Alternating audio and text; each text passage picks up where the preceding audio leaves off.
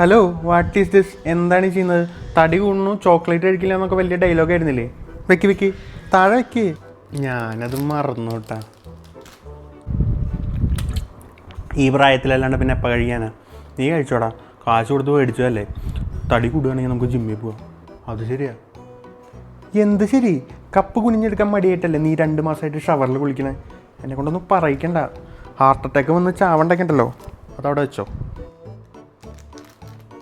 അവനോട് പോകാൻ പറയടാ. നീ ബബിൾ ഗം വിഴുങ്ങിയിട്ട് ചത്തിട്ടുണ്ടോ? ഇല്ല.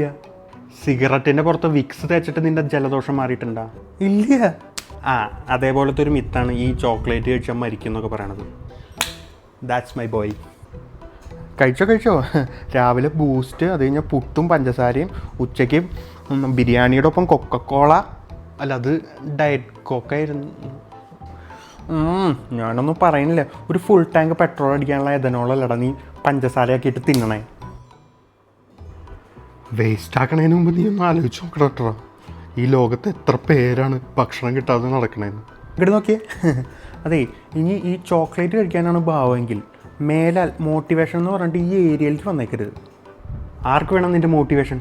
അവിടെ മനുഷ്യന് കൊതിയായിട്ട് വയ്യ. നീ എടുത്ത് കഴിച്ചേടാ.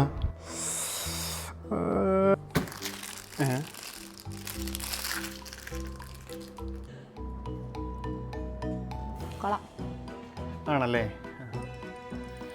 അപ്പം അതിലൊരു തീരുമാനമായി.